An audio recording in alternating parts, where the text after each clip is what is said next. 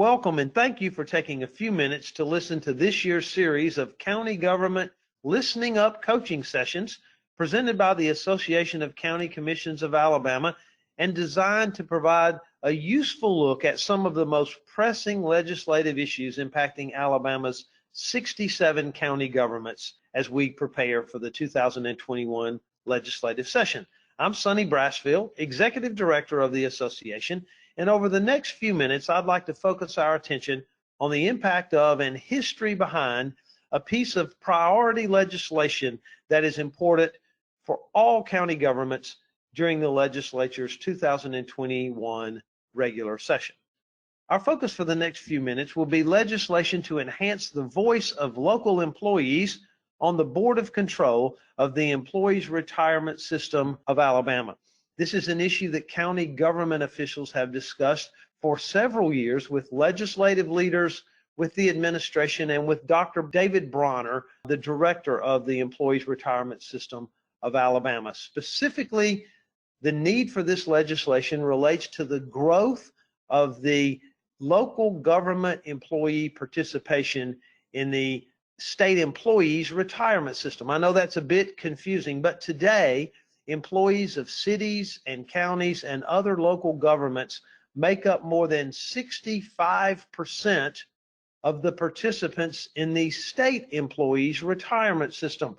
There are a lot of reasons for that, but the important issue with this legislation is that the board of directors that oversees that system, that makes decisions regarding the investments and operation of this important retirement system, recognized by people around the country, quite honestly, as the best retirement system in the country, that board is composed of 13 persons, only 3 of which represent local government employees. So the change proposed by this legislation, which was passed by both the House and the Senate in the 2020 regular session, but because of the shortened work opportunity because of the COVID-19 pandemic, the legislation was not passed all the way through the process and did not reach the desk of Governor Ivey for her signature. So it will start over in the 2021 session. The bill, if passed, would expand the membership of the Retirement System Board from 13 persons to 15 persons. This would mirror the State Employees Board with the Education Board, which today has 15 members. The 2 additional seats would be for local government employee members only and would bring the local government representation to 5 of the 15 members. So a third of the voting members on the governing board would represent local government. This is still far short of the more than 60% participants that are local government employees, but it does, we think, make a better balance on the board and ensure that local government employees do have a voice. And in fact, the legislation, which was sponsored in the 2020 session by Senator Greg Reed from Walker County in the Senate and in the House by Representative Reed Ingram, the legislation would also designate some of those local government seats to ensure that there's broad-based representation from all levels of local government. Let me explain that. Once passed, the legislation would generate 5 local government seats. 1 person would be a retiree of local government.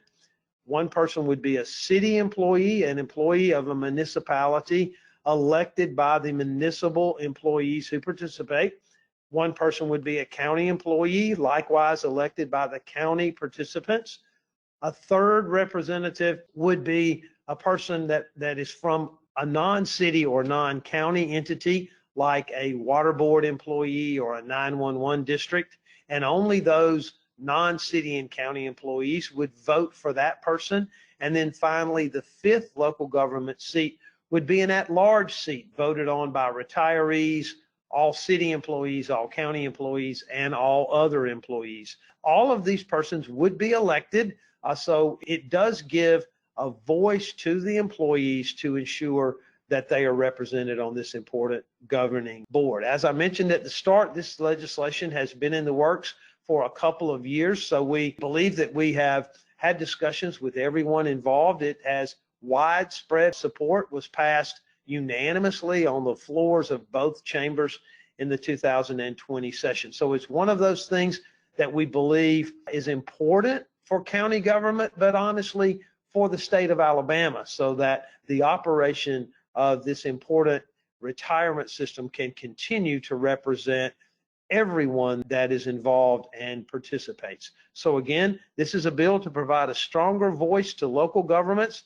on the ERS Board of Control. Will be introduced by Representative Reed Ingram in the House and by Senator Greg Reed in the Senate. We encourage you to reach out to your House and Senate members to encourage them to support this legislation. And if you have any questions, you certainly can reach us here at the association. This does conclude our brief review of our bill to provide a stronger voice to local governments on the ERS Board of Control. Again, should you have any questions about this legislation or any other issue impacting county government during the 2021 legislative session, please contact the association for further details. You can find our website at alabamacounties.org. You can also follow us on Twitter. There are a bunch of ways to reach us, and we encourage you to let us know if you have any questions. Thank you for listening and for making time to better understand this important issue for Alabama's county governments, and have a great day.